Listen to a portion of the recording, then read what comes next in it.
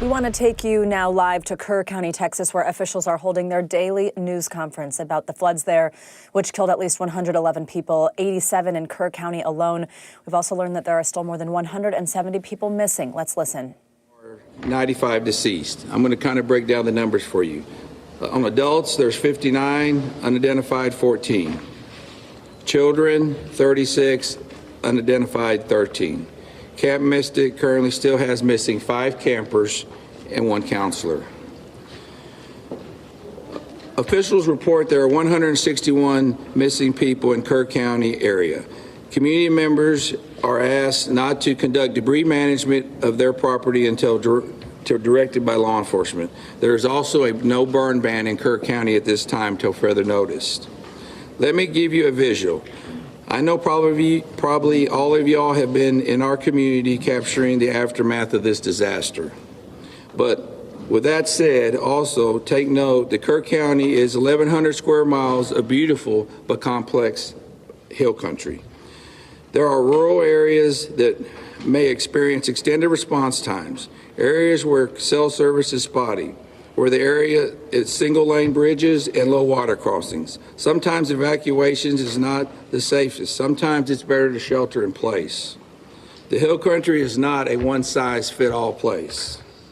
First responders from emergency services throughout Kerr County promptly responded to the recent emergency as the situation unfolded. As with other significant events that are emergencies services encounter, this incident will be reviewed. You have my word. When or if necessary, if improvements need to be made, improvements will be made. What I'd like to do right now is kind of give you a breakdown. You know, I believe the latest report I had, we have 2,100 people out here at some capacity on this incident. As far as Kerr County Sheriff's Office right now, what our office is currently doing, it's an all hands on deck. Everybody we got are out here, but also we have additional 2,000 plus people helping us. But as far as our patrol division, you know, right now they're involved in answering calls. Y'all have to remember, we still got day-to-day calls we have to handle, but they're also involved in different kinds of rescue and recovery efforts. My CID division, Criminal Investigation Division, is assisting with operations at the funeral home. They're also assisting with the identification process. My SOD division, Special Operations Division, is searching through heavy debris with heavy equipment. They're distributing assets with the Texas Game Wardens. They are also involved in recovery operations. Also, they're working with DPS special agents on all recovery.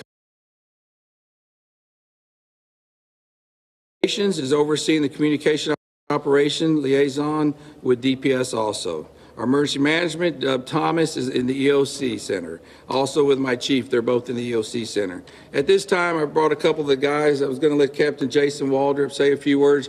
Jason has been in the field, hands on deck this whole time. I hadn't been able to get out of here a lot. There's a lot to manage here. He's actually witnessed several things. He's kind of going to give you a few ideas and updates on what's going on in the field, where he's been and what he's been seeing. And then we'll turn over to Sergeant Jack Lamb. Captain Jason Waldrop.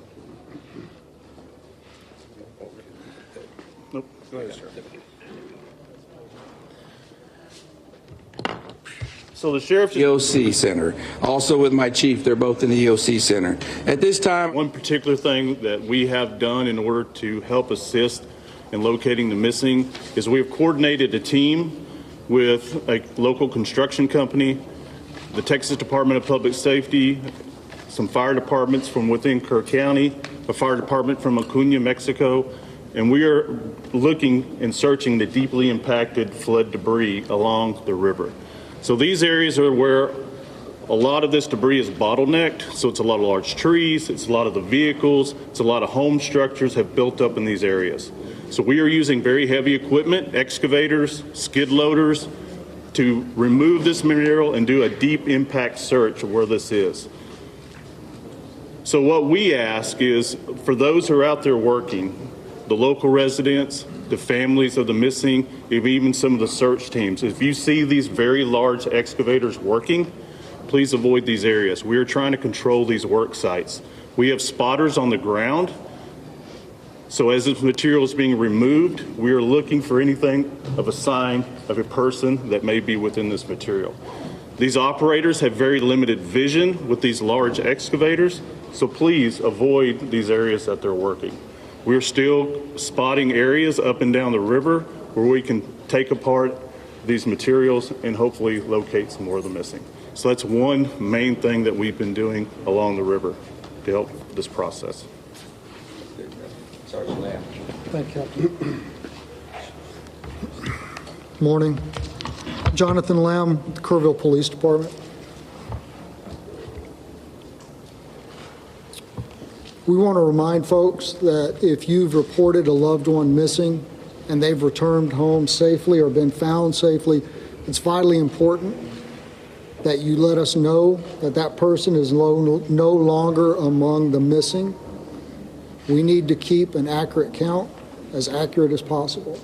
So if you've reported somebody missing and they've been recovered safely, please let us know. Go to the website kerrvillemissing.dps.texas.gov or call 830-258-1111. And once again, kerrvillemissing.dps.texas.gov, 830-258-1111. We are actively working to ensure that we have an accurate count so that we know who to look for. And now I want to talk to the people here in this community, inside the city limits of Kerrville, people in Kerr County. A few things. We know that folks are beginning to clean up, and we have large debris piles. And we ask them not to use heavy equipment to take down those debris piles until they've been checked by a search party, because it's possible there are victims in that debris pile, and we don't want to disturb that. Please give us a call, our non-emergency numbers at the police department and the sheriff's department, and let us know that you've got a debris pile that needs to be checked before you begin that level of cleanup. Sheriff Letha mentioned the burn ban. That's countywide. We need people to respect that. Do not burn during this time. And we continue to ask people to steer clear of the area and let our first responders work. Again, this operation is ongoing and continuous. Our first responders are trying to get to places to do their jobs.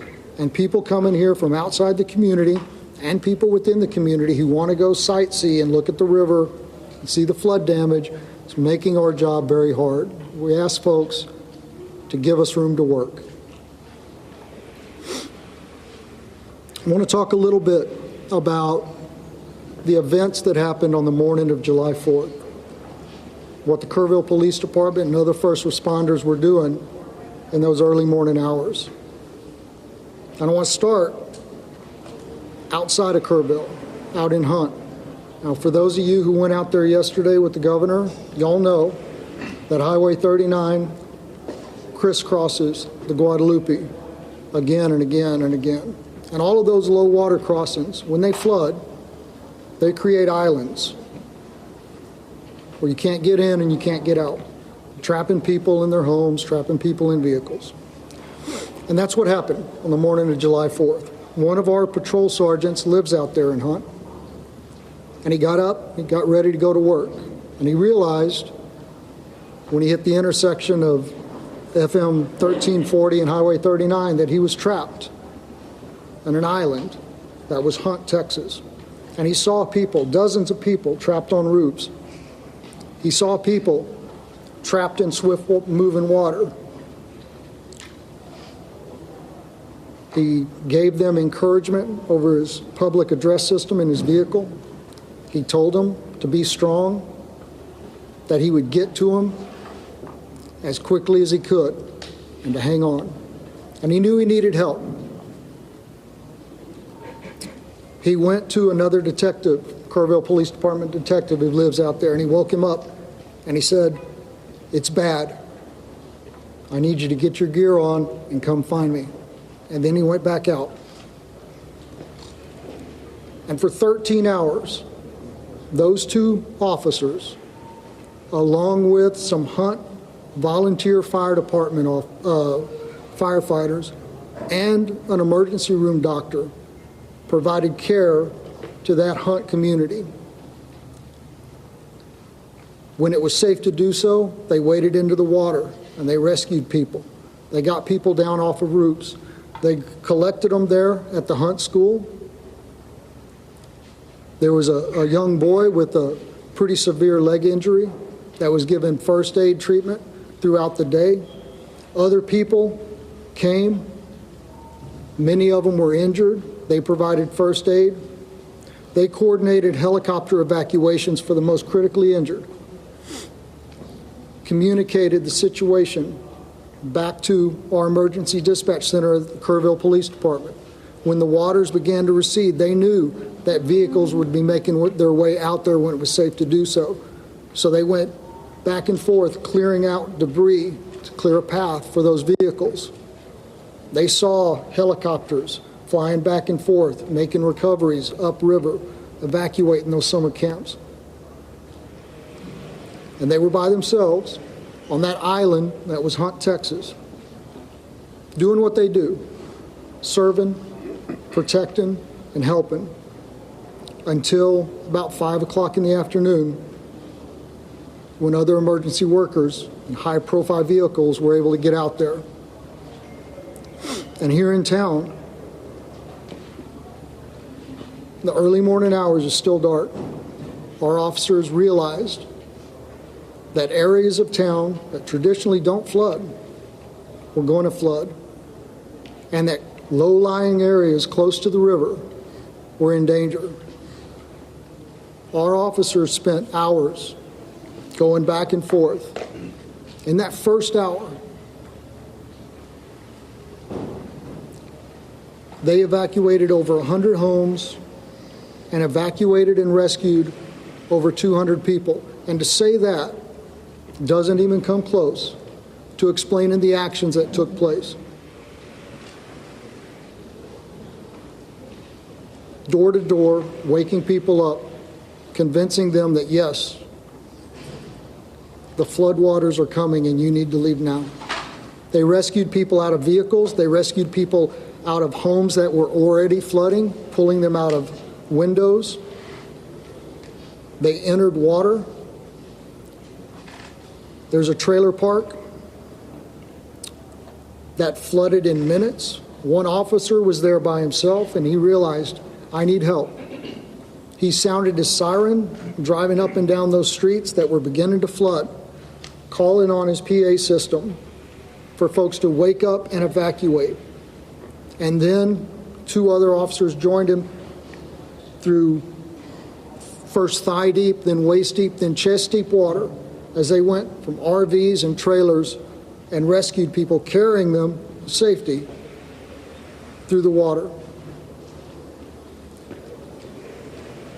Out on old FM 689, there were 2 people trapped in the water, clinging to a tree. 2 officers were there when a 3rd one drove up, and one of them was wrapping a 100-foot flex line garden hose around his waist to go into the water and rescue those people. And those 3 officers went into the water, and one of them held that hose and acted as an anchor while those other 2 made their way to those 2 victims, and they were able to evacuate them safely. Folks, I don't know how many lives our KPD team saved in an hour in Kerrville, but I know that this tragedy, as horrific as it is, could have been so much worse. And finally, I want to tell you about a member of our KPD team. These guys have been working around the clock. 4th of July traditionally is a all hands on deck event for us because we hold an amazing concert on the river. On July 4th, it was an all hands on deck event for a very different reason. But our officers have been working without time off, without any downtime, 16, 18, 20-hour shifts, without complaint. Yesterday was the first day we were able to give a couple of them some downtime. So we sent an officer home to rest. But rather than taking a day off, a much well-deserved day off, he got up and he put on his gear and he volunteered to go out on foot with a ground search party. And he spent his day up and down the Guadalupe River, going over, under, around trees, searching for victims to try and reunite the missing with their families.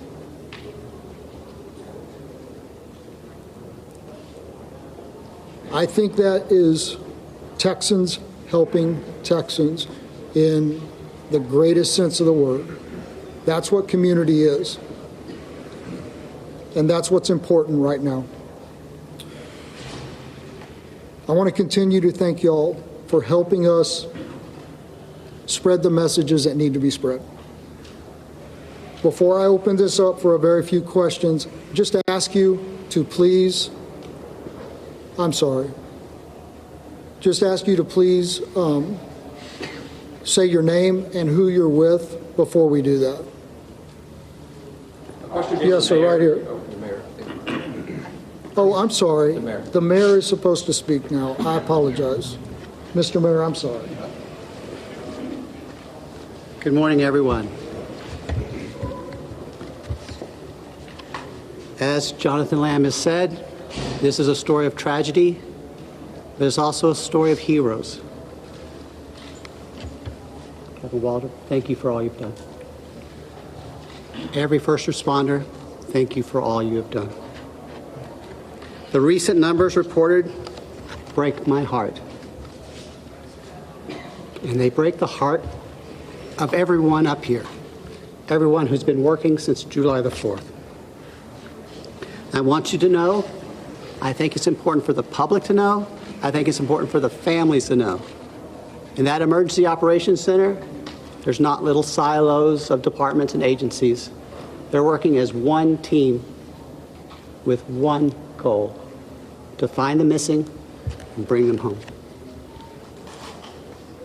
I'm grateful for every first responder, every helper in every field. Those who are feeding the hungry, those who are providing shelter to people who have no home, those who are providing clothing, who no longer have a wardrobe. I'm also grateful for the generosity of the world.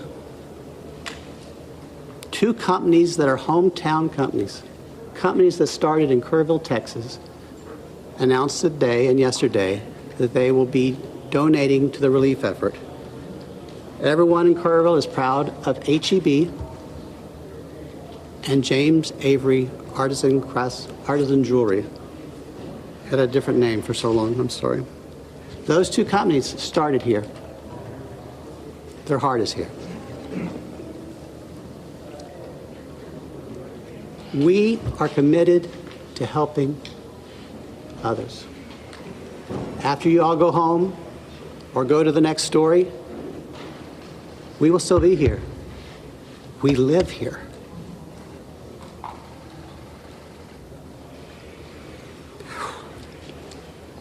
We've lost friends here.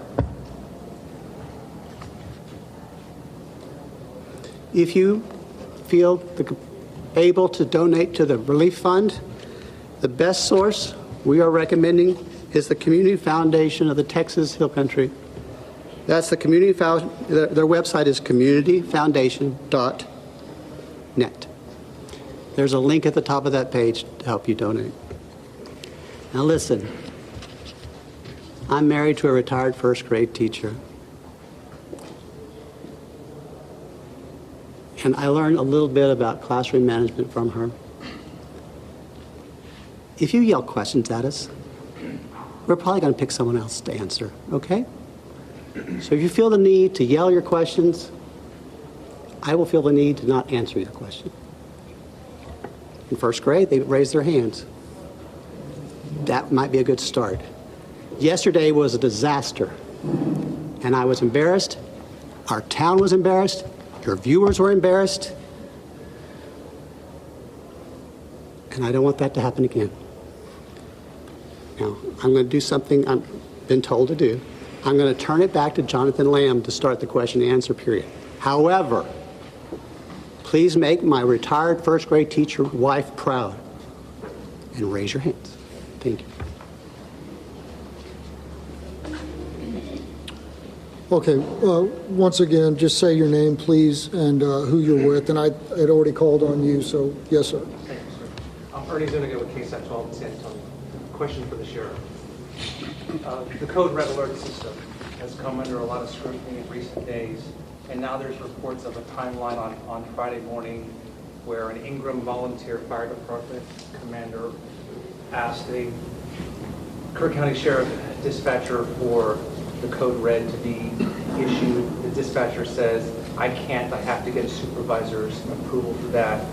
Almost 6 hours passes until 10 o'clock, when 10:04, when the code red is issued. How do you account for that lapse of time? What happened and what could have happened in that time? Okay. As I've said earlier, with every significant event, with every emergency, we're going to have to, there's going to be an after action. Please, y'all, listen to those words, after action, okay? Those questions are going to be answered. I believe those questions need to be answered to the family of the missed loved ones, to the public, to the people that put me in this office. Those need to be, and I want that answer, and we're going to get that answer. And I know that's going to be asked over and over. Please understand that. We're not running. We're not going to hide from everything. That's going to be checked into at a later time. I wish I could tell you that time. I don't know that time. Let me share something with y'all. One of the main things I've been doing is going and visiting the family. We still have some of those missed loved ones here. I go visit them twice a day. As a sheriff, what I want is I want closure for those people. Okay, and those are important questions. We will answer those questions. I wish y'all would bear with me in that. Okay, bear with me. We'll get them. I can't tell you in a week or two. Okay, we're going to get them. I'm not trying to deflect them. Okay, my primary. I asked you. I've been in this business 36 years. I don't know if any of y'all, or how many of y'all have gave notifications, death notifications. I've done them. What is worse, a death notification or telling somebody I don't know where your loved one was? That's my priority. Okay, now please understand that. Sir, since you're up, can I ask a question? Sergeant Lamb. Tammy from the Hill Country Community Journal. Yes, we talked a lot about the recovery effort, and it's amazing, but I wonder what we can tell the displaced families. Where do they go? How do they get in touch with FEMA? I think there's a lot of that we haven't had a chance to discuss. Right, so unfortunately, I don't have the FEMA number. I know there is a FEMA hotline specifically for this, and I don't have it at my fingertips, and I apologize for that. We are pushing out the recovery information through our social media posts. The First United Methodist Church, 321 Thompson Drive, is still the shelter operation for displaced persons through this disaster. They are fully equipped and still accepting folks. Sergeant. Yes, sir. Louis Amastor from the Kerr County Lead. Sergeant Lamb, yesterday the governor's office said there was 161 missing. Is that a Kerr County number, or is that a roll-up number? Where are we at with the number of missing? It's my understanding that the number that the governor referred to was a Kerr County number. And again, I have no reason to doubt that number, and it was compiled from the best available information. But we are asking folks to make sure that the numbers that we have are accurate. So if somebody has been reported missing and they have now been accounted for, please let us know that so we can revise those numbers and make sure that they continue to be accurate. Yes, ma'am. Thank you. Thank you, Juanita with Telemundo NBC. Yesterday, Governor Abbott said that 2 days prior to the disaster, he had provided resources and they were here on ground. I don't know if this is a question for you or for the mayor, but he said you guys were prepared, that you had those essentials. What happened? Did you guys have those resources? Yeah, listen, I'm going to just say what has already been said at the appropriate time. All of that is going to be reviewed and checked into. I don't have the answer to that question right now. I don't have that information. And rather than speculate, it would be irresponsible for me to do that. Mayor, So, could you speak on that? Repeat the question, please. Yesterday, Governor Greg Abbott said 2 days prior to the disaster, he had provided the town with more than enough resources. to respond to the disaster. Were those resources here? Locals tell us they didn't see any resources. They didn't see anyone until hours after the disaster. Thank you. What resources did you guys have, and why wasn't there any response? Okay. I didn't see the governor's remarks. I haven't seen the governor's remarks. Last night we had a city council meeting, and I was required to be there. And so I'm sorry, I don't know what resources TDM had in place at that time. I know when I arrived at the Emergency Operations Center on the morning of July 4th, there were TDM personnel there. But what assets they were able to use that morning, I'm sorry, I do not know. Mr. Mayor, Listen, people are yelling, and I didn't really want y'all to. If you offer only 3 questions, then you're going to have people Guess yelling. what? You're in Kerrville, and we're going to do it my way. I understand that. Morgan Chesky, please. Mr. Mayor, records show that the concept of flood warnings have been discussed at least 24 times by the county. What's the biggest reason that these systems have not gone into place at this point? You know, Morgan, you and I grew up here. And I wasn't in office during those discussions. And frankly, I'm more focused on the future than the past, as you know. What I can say is the governor, the lieutenant governor, the Speaker of the Texas House have all provided us support, and they have all said this is a priority for the upcoming special legislative session. As mayor of Kerrville, as someone who grew up here, I am grateful for their support, and I look forward to what they propose during the special session. My last question will be you. Thank you, sir. Shimon Prokopas from CNN. The lieutenant governor said that on July 3rd that the county judges and city mayors were invited on a daily call Thursday to discuss weather forecasts. Were you on that call? Were you invited to that call? And do you know if the county judge was also on that call? I can't speak for the county judge. That would be hearsay. And I'm not going to contradict the information you have. But I will tell you, personally, I did not receive a telephone call. You weren't invited to the call? I did not receive a telephone call. And you were never given any information about what assets were brought into the area? So I wasn't invited to the call. I'm not trying to deflect, No, but I understand. I Do don't. you know why, any idea why that would happen? Or? Maybe I'm not a local mayor. I can't tell. No.